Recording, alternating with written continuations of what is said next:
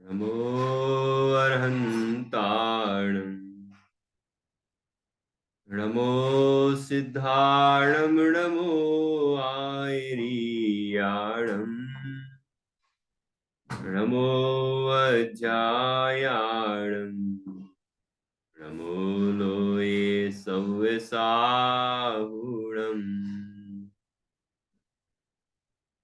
मङ्गलं भगवान् वीरो मङ्गलं गौतमो गणी मङ्गलं कुन्दकुन्दाद्यो जैनधर्मोऽस्तु मङ्गलम् सर्वमङ्गलमाङ्गल्यं सर्वकल्याणकारकं प्रधानं सर्वधर्माणां जैनं जयतु शासनम् जैनं जयतु शासनम् इन्दसद्वन्द्याणं त्रिभुवनहित मधुरविशदवक्काणम् अन्तातीतगुणाणं नमो जिणाणं जिद्भवाणम् सहजानंद चैतन्य प्रकाशाय महीयसे नमो अनेकांत विश्रांत महिम्ने परमात्मने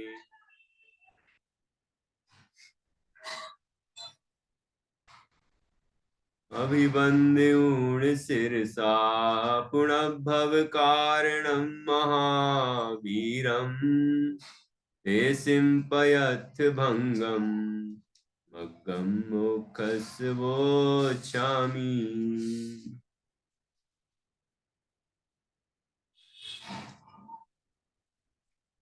आचार्य श्री कुंद कुंद देव द्वारा रचित यह पंचास्ति का संग्रह परमागम है।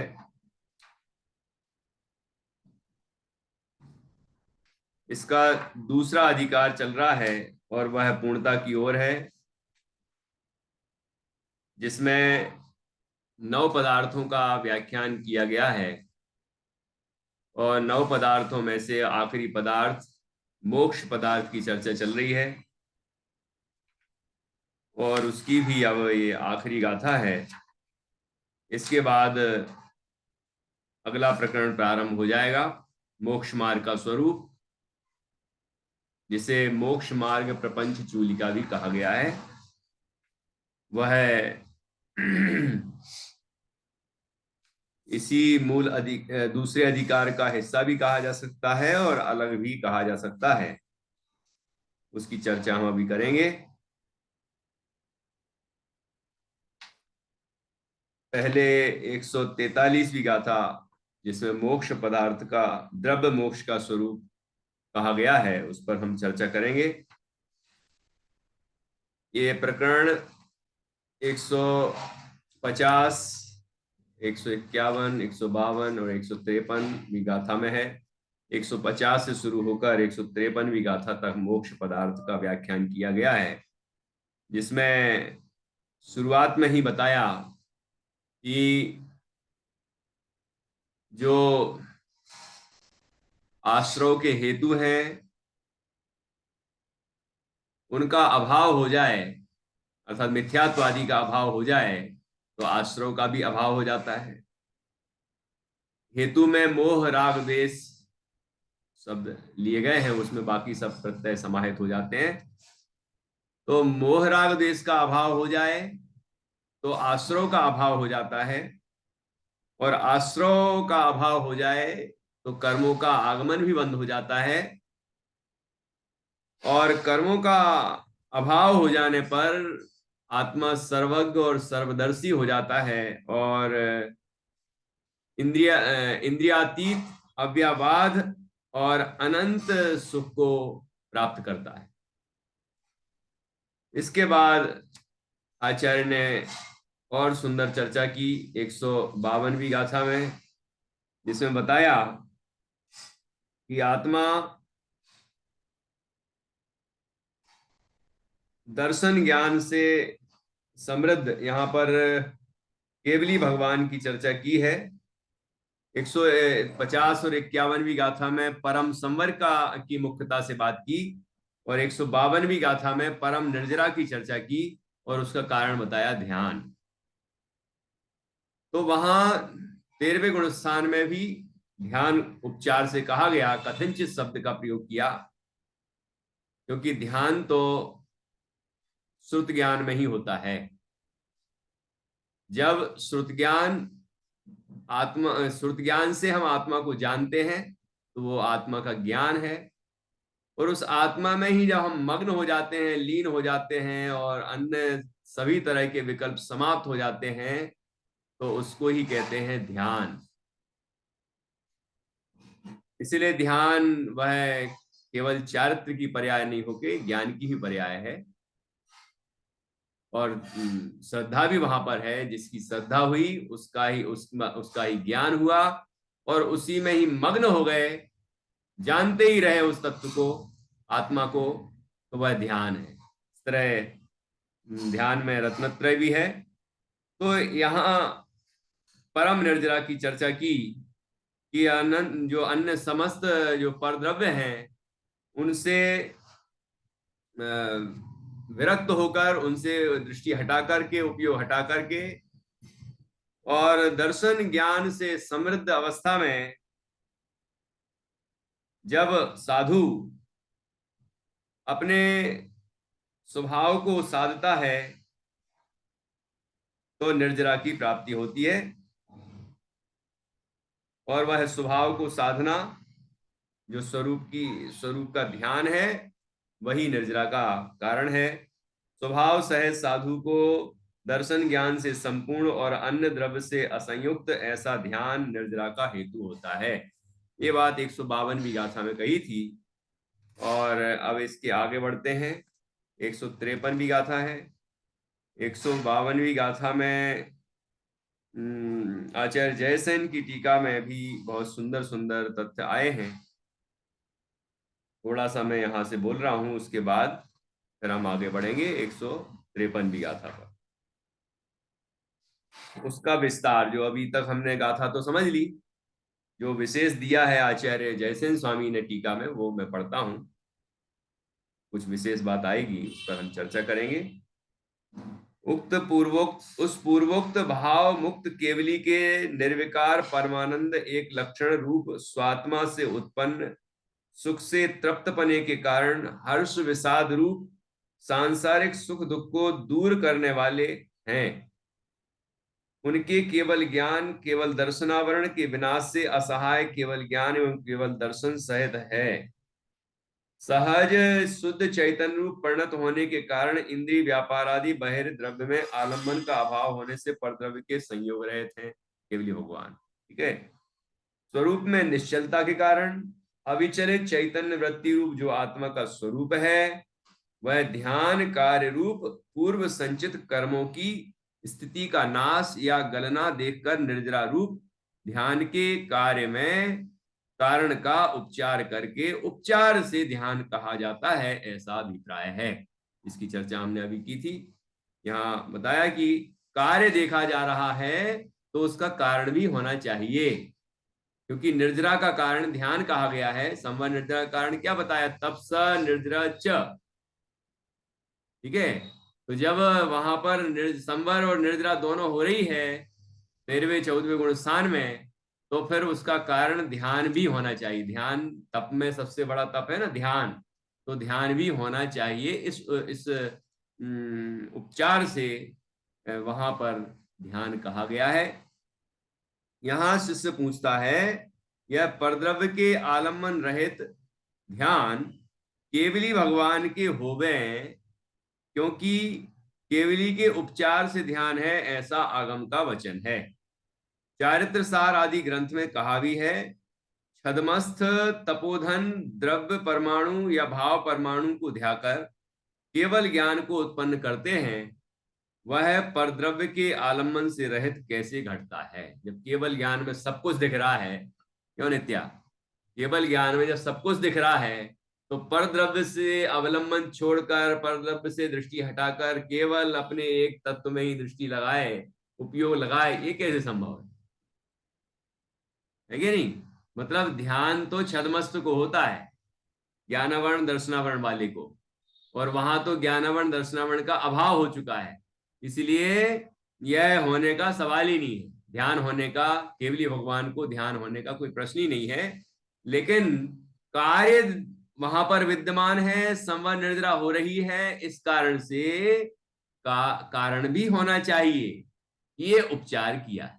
ख्याल में आ रहा है कि नहीं? वो कारण है संवर निर्जरा का, कारण है ध्यान, इसीलिए उनको उपचार से ध्यान कहा है। ऐसे कई उपचार लागू होते हैं उस अवस्था में, वो भी हमने समय समय पर चर्चा की, आगे भी करेंगे। देखिए उसका निराकरण देखिए क्या किया है। द्रव्य परमाणु शब्द से द्रव्य की सूक्ष्मता ग्राह्य है, भाव परमाणु शब्द से भाव की सूक्ष्मता ग्राह्य है, परंतु पुद्गल परमाणु नहीं। यहां सूक्ष्मता से लेना। यह व्याख्यान सर्वार्थ सिद्धि के टिप्पणक में आया कहा है। इस संवाद वाक्य का विवरण दिया जाता है। द्रव्य शब्द से आत्म द्रव्य ग्रहण करना चाहिए, उसका परमाणु सूक्ष्मपना ग्रहण करना चाहिए, अर्थात सूक्ष्मपना ग्रहण करना चाहिए। प्रश्न, परमाणु का क्या अर्थ है? उत्तर, रागादि उपाधि से रहित सूक्ष्म अवस्था परमाणु का अर्थ है। यहां पर उसका सूक्ष्मपना किस प्रकार है? निर्विकार समाधि का विषय होने के कारण द्रव्य परमाणु शब्द का कथन है। भाव शब्द से उसी आत्मद्रव्य के स्वसंवेदन ज्ञान परिणाम को ग्रहण करना चाहिए, उस भाव का परमाणु या सूक्ष्मपना है। परमाणु का क्या अर्थ है? रागादि विकल्प रहित सूक्ष्म अवस्था, उसका सूक्ष्मपना किस प्रकार है? इंद्रिय मन के विकल्प का विषयपना न होने के कारण सूक्ष्मपना है। इस प्रकार भाव परमाणु शब्द का व्याख्यान जानना चाहिए। यहाँ यह भावार्थ है कि प्राथमिक अवस्था में चित्त को स्थिर करने के लिए, विषयाभिलाष रूप ध्यान का निषेध करने के लिए और परंपरा मुक्ति का कारण पंच परमेष्टि आदि परद्रव्य ध्येय हैं। दृढ़तर ध्यान के अभ्यास से चित्त के स्थिर हो जाने पर निज शुद्धात्म द्रव्य ही ध्येय है, जैसा कि श्रीमद पूज्यपाद स्वामी द्वारा निश्चय ध्येय कहा है। आत्मा को आत्मा, आत्मा में ही आत्मा के द्वारा उसी क्षण उत्पन्न करता हुआ स्वयं भी स्वयंभू होता है। इसका कथन किया जाता है। आत्मा कर्ता कर्मपने को प्राप्त आत्मा को अधिकरण रूप आत्मा में ही करण रूप आत्मा द्वारा इस प्रकार प्रत्यक्ष रूप आत्मा क्षण भर अंतर मुहूर्त में उत्पन्न करता हुआ, धारण करता हुआ स्वयंभू होता है या सर्वज्ञ होता है, ऐसा अर्थ है। इस प्रकार परस्पर सापेक्ष निश्चय व्यवहार द्वारा साध्य साधक भाव को जानकर ध्येय के विषय में विवाद नहीं करना चाहिए। यहाँ पर यह कहा गया है कि आत्मा ध्येय है और आत्मा का जो ध्यान किया गया, आत्मा को परद्रव्यों से उपयोग हटाकर एकमात्र आत्मा में ही उपयोग लगाना, वह ध्यान है। तो यह ध्यान उपचार से केवली भगवान को कहा गया है। यहाँ पर जो चर्चा आई है सूक्ष्मता की, यहाँ द्रव्य की सूक्ष्मता, भाव की सूक्ष्मता की बात की। यहाँ कोई परमाणु की बात नहीं है, कोई परद्रव्य की बात नहीं है। यहाँ आत्मा जो द्रव्य है वो इंद्रिय ग्राह्य नहीं है, इंद्रियों से पकड़ में नहीं आता, इसलिए सूक्ष्म है, लेकिन अनुभव गम्य है। ठीक है? तो अपने ज्ञान के द्वारा आत्मा अपने आप को जान लेता है और अपना अनुभव करता है, अपने में लीन हो जाता है, तो वह पदार्थ भी सूक्ष्म कहा गया क्योंकि वो इंद्रिय ग्राही नहीं, और वो ज्ञान भी सूक्ष्म कहा गया क्योंकि वो इंद्रिय ज्ञान नहीं। ठीक है? ऐसा आत्मा स्वयं के द्वारा ही स्वयं को ही स्वयं में ही जानता है और उसमें लीन होता है, ऐसी जो अवस्था कही है ना, यही यहाँ ध्यान है और आत्मा उसका ध्येय है। ऐसा हमने छेड़ाला में भी पढ़ा था ना, ध्यान है किसी को? निज माही निज के हे तू निज कर आप को आप गयो, गुणे गुणी ज्ञाता ज्ञान गे, मझार कछु भेदन रयो। याद आया नित्या? है नहीं आया? छठवीं ढाल है ये। छठवीं ढाल में स्वरूपाचरण चारित्र का जहां प्रकरण शुरू हुआ, वहां पर ये चर्चा आई। निज माही निज के हेतु निज कर आपको आपे गयो।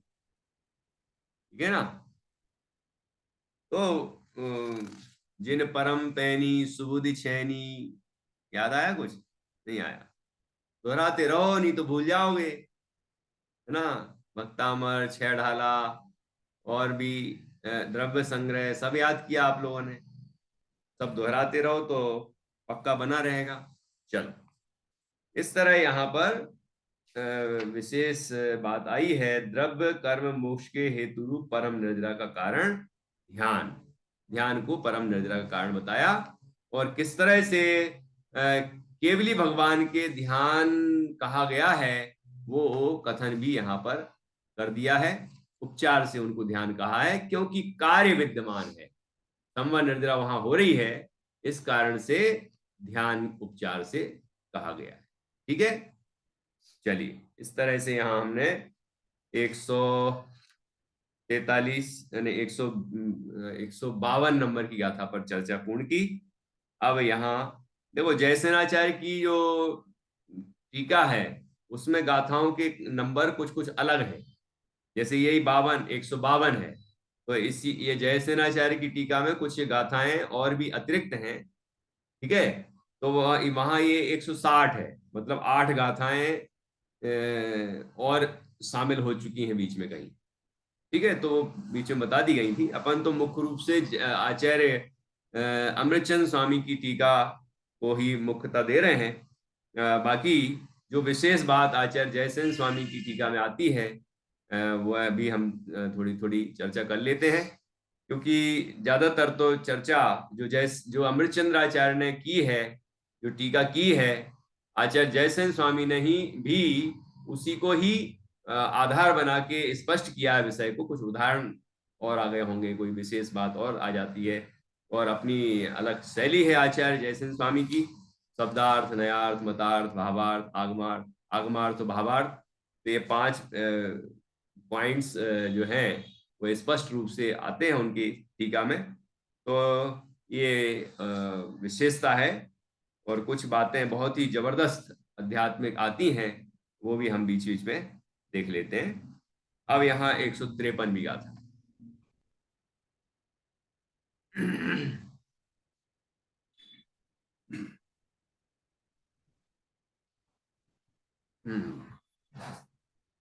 जो संवरेण जुत्तो निज्जर माणोध सब कम्माणी,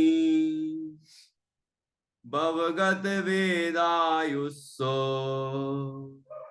भवगत वेदायुस्सो, मुयदि भवम तेण सो मुखो।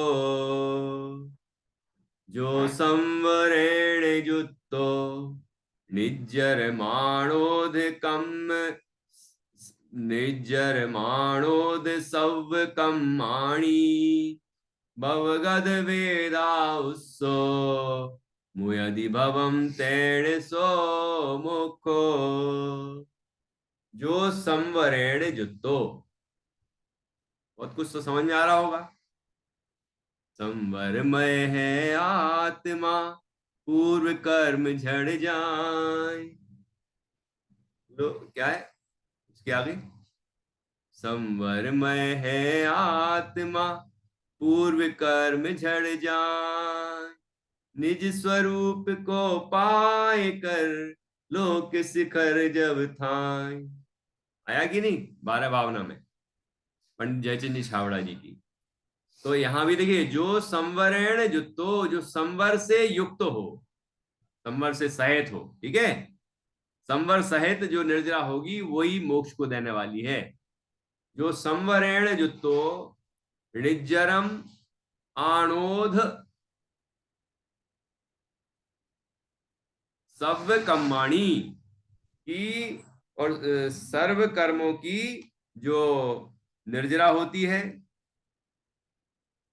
ठीक है, जो संवर से युक्त है, ऐसा जो भी जीव है वह सर्व कर्मों की निर्जरा करता हुआ, ठीक है, निर्जर माणोध सव्य कर्माणी की निर्जरन अत, ये निर्जर माणोध मतलब निर्जर मान मतलब होता है झड़ता हुआ, निर्जरा करता हुआ, कि संवर से सहित निर्जरा करता हुआ, किसकी, कि सर्व कर्मों की निर्जरा करता हुआ, जो जो मतलब अर्थात जो जीव भवगत वेदायुसो, ख्याल में आ रहा होगा, भवगत व्यपगत, चले गए हैं, समाप्त हो गए हैं, रहित हो गए हैं जिनसे, वेद और आयुस्सो, आ रहा है ख्याल में, क्या है ये, वेद आयुष को क्या होता है, आयुष्सो वेदनीय कर्म और आयु कर्म, और बाकी भी लगा लेना यहाँ कौन कौन से होते हैं आघाती कर्म वहां पर, वेदनी, आयु, नाम और गोत्र, ये सभी चार आघातीय कर्म होते हैं ना वहां पर। तो कह रहे हैं आचार्य की वेदा उत्सो वेद वेदनीय और आयु है ना, तो वहां से लेके वेदनीय से लेके आयु तक चारों आघाती कर्म ले सकते हैं अपन, ले लें, क्योंकि चारों आघाती कर्म कर्म का क्षय एक साथ ही होता है आयु के साथ साथ।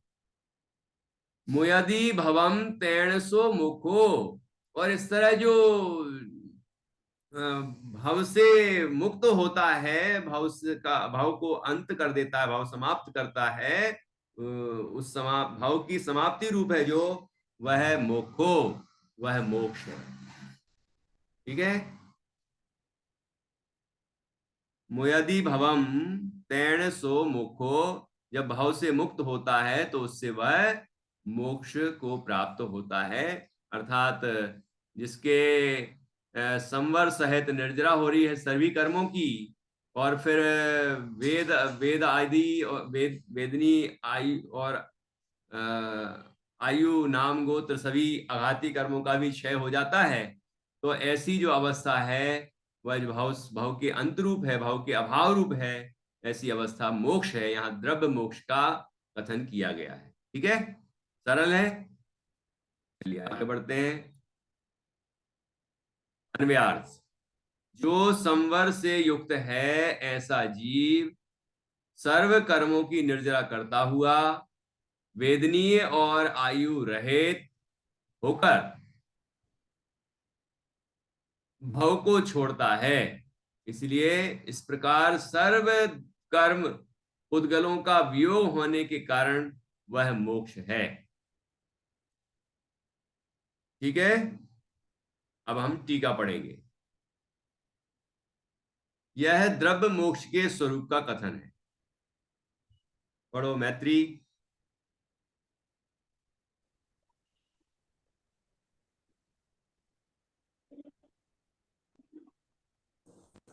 यह द्रव्य मोक्ष स्वरूप का कथन है।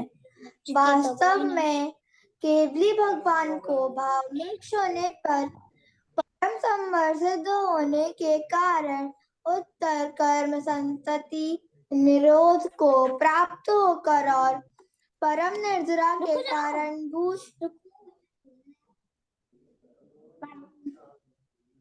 धीरे पढ़ो, क्या आई डोंट नो, पढ़ो, कारणभूत ध्यान सिद्ध होने के कारण पूर्व कर्म संतति की क्या पूर्व संतति की स्थिति कदाचित स्वभाव से ही आयु कर्म जितनी होती है और कदाचित समुद्र घाट विधान से आयु कर्म जितनी होती है, वह आयु कर्म के अनुसार ही निर्धारित होती हुई अपन पुनर्भव भव के लिए अपना भव के लिए भव छूटने के समय होने वाला जो वेदनीय आयु नाम गोत्र रूप कर्म पुद्गलों का जीव के साथ अत्यंत विश्लेष वियोग व द्रव्य मोक्ष है। इस प्रकार मोक्ष पदार्थ का व्याख्यान समाप्त हुआ। ठीक है। देखो ख्याल में आया, ये पूरा सरल है ना। वास्तव में भगवान केवली भगवान अभी यहाँ 13वें 14वें गुण स्थान वर्ती है ना। सहयोग केवली 13वें गुण स्थान वर्ती, अयोग केवली 14वें गुण स्थान वर्ती। तो वास्तव में भगवान केवली को भाव मोक्ष होने पर, भाव मोक्ष हो गया था अर्थात मोहिनीय कर्म का क्षय होने के बाद ज्ञानावरण, दर्शनावरण और अंतराय का भी क्षय हो गया, तो आत्मा के जो अनुजीवी गुण हैं वो पूरे प्रकट हो गए और आत्मा के अंदर जो मोह, राग, द्वेष, अज्ञानता आदि जितने ही विकार थे वो समाप्त हो गए, है ना। तो आत्मा को यह भाव मोक्ष हो गया। जो केवली अवस्था है, तयोग केवली, अयोग केवली की अवस्था, वहां भाव मोक्ष कहा गया। तो भाव मोक्ष होने पर परम संवर सिद्ध होने के कारण उनको परम संवर हो रहा है कि नई कोई प्रकृति का आश्रय नहीं हो रहा है, ये परम संवर, ठीक है, होने के कारण, परम संवर सिद्ध होने के कारण उत्तर कर्म संतति निरोध को प्राप्त होकर, मतलब आने वाले जो कर्म हैं वो रुक गए हैं, अब कोई कर्म नहीं आता। और परम निद्रा के कारणभूत ध्यान सिद्ध होने के कारण कि परम निद्रा का कारण ध्यान है, ये बात हमने पूर्व गाथा में समझ ली है। 152 नंबर की गाथा में उसको हमने सिद्ध किया किस तरह से केवली भगवान को ध्यान कथनचित कहा गया है उपचार से, वो बात हमने समझी। तो आचार्य कहते हैं परम निद्रा के कारणभूत ध्यान सिद्ध होने के कारण पूर्व कर्म संतति की, पूर्व के जो कर्म बंधे हुए हैं उनकी, जिसकी संतति की, जिसकी स्थिति कदाचित स्वभाव से ही आयु कर्म के जितनी होती है। अभी चर्चा की थी हमने कि जो चारों आघाती कर्म हैं उनकी स्थिति कितनी होती है, आयु कर्म जितनी, जितना आयु कर्म बचा है उतना ही वेदनीय होगा, उतना ही नाम कर्म होगा, उतना ही गोत्र कर्म होगा, ठीक है। यदि नहीं होगा तो क्या होगा, कोई बता सकता है? यदि किन्हीं केवली भगवान के आयु कर्म के जितने अन्य आघाती कर्म नहीं हो तो क्या होता है, कौन बताएगा? गीता जी आप बताएंगी। समुद्घात हो जाता है, समुद्घात होके सब कर्म एक साथ। हाँ, कौन सा समुद्घात? 7 समुद्घातों में कौन सा नाम है उसका? केवली समुद्घात। बहुत अच्छा, बहुत बढ़िया, केवली समुद्घात होता है, ठीक है। केवली समुद्घात होता है तो केवली समुद्घात के द्वारा सारे जो आघाती कर्म हैं उनकी स्थिति आयु प्रमाण हो जाती है। यदि पहले ही से है तो ठीक, और नहीं है तो हो जाती है, लेकिन आयु प्रमाण ही होती है चारों की स्थितियां। तो यहाँ कहा कि जिसकी स्थिति कदाचित स्वभाव से ही, नेचुरली स्वभाव से ही ऐसी होती ही है और नहीं होती तो फिर केवली समुद्घात के द्वारा हो जाती है। कदाचित स्वभाव से ही आयु कर्म की जितनी होती है ना, और कदाचित समुद्घात विधान से, देखो यहाँ आया है, समुद्घात विधान से आयु कर्म के जितनी होती है वह आयु कर्म के अनुसार ही निर्जरित होती हुई, आयु कर्म के अनुसार ही सब चारों आघाती कर्म की इस जो प्रकृतियां हैं वो झड़ती जाती हैं, है ना, उदय में आती जाती हैं, सो फल देती जाती हैं, ये ठीक है, ऐसा होता रहता है।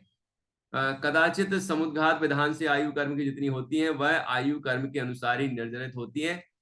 अपुनर्भव के लिए वह भव छूटने के समय होने वाला जो वेदनी आयु नाम गोत्र रूप कर्म पुद्गलों का जीव के साथ अत्यंत विश्लेष अर्थात वियोग, वह द्रव्य मोक्ष है।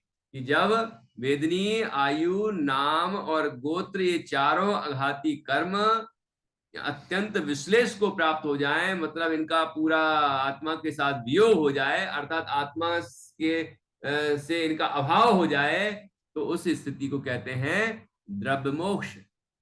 ठीक है। तो यहाँ एक शब्द आया है जोरदार, जो कि इस अधिकार के की पहली गाथा में भी आया था।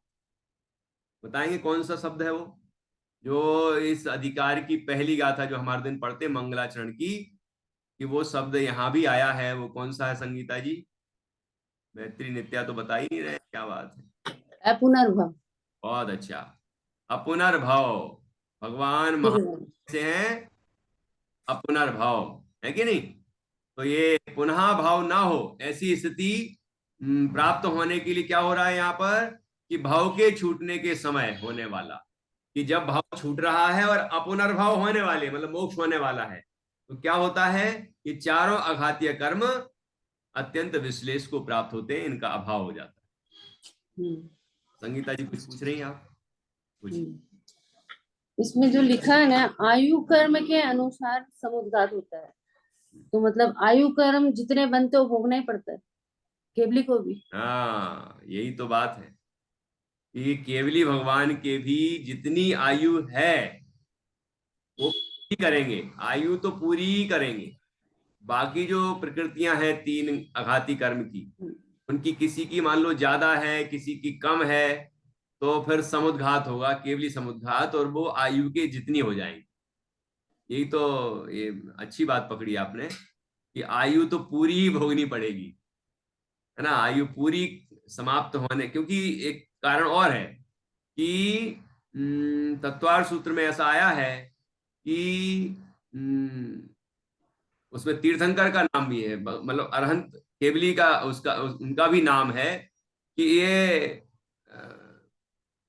इस तरह की आयु वाले नहीं होते हैं, अपकर्षण नहीं होता है इनकी आयु में, अनपवर्त आयु सा, ऐसा शब्द आया है। तो उसमें ये सभी आए हैं कि किन किन की आयु में अपवर्तन नहीं होता, मतलब उसमें कम ज्यादा नहीं होती, जितनी है उतनी पूरी ही होने के बाद ही वो शरीर छूटता है। उसमें देव नारकी ये सब भी आए हैं और तीर्थंकर भी आए हैं, मतलब यहाँ पर भी अरहंत भगवान, है ना, वो सब भी आए हैं कि उनकी जितनी आयु है वो पूरी करेंगे, उसके बाद ही देह छूटेगी और अपुनर्भव की अवस्था को प्राप्त होंगे। भाव का विनाश होगा, अपुनर्भव अवस्था प्रकट होगी। इसके लिए चार अघाती कर्म का भी एक साथ क्षय हो जाएगा, ये बात यहाँ बताई गई। चलिए, बहुत अच्छा प्रश्न किया। और इस प्रकार मोक्ष पदार्थ का व्याख्यान समाप्त हुआ। कभी ऐसा लगता है कि अपन को भी मोक्ष प्राप्त करने के लिए उद्यम करना चाहिए? अपन को भी मोक्ष प्राप्त करना है, क्यों नित्या? लगता है क्या तुम्हें कि मोक्ष प्राप्त करना? क्यों, दादा बोलते हैं इसलिए है? तुम्हें लगता है मोक्ष प्राप्त करना है? पक्का? हाँ? भी क्या बोला? मोक्ष मार्ग करना। क्या क्या आपने क्या बोला था? मैंने ये बोला था कि क्या तुम्हें लगता है कि हमें मोक्ष प्राप्त करना है? या दादाजी बोलते हैं इसलिए करना है?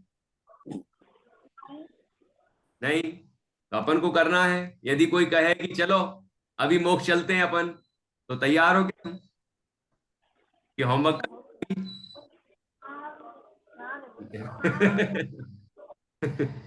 थोड़ा विचार करना है ना सभी को। चलिए, गाथा पुनः है और आज की चर्चा आज हम पूरी करेंगे।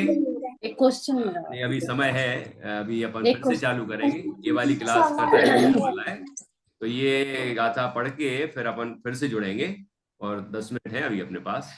एक क्वेश्चन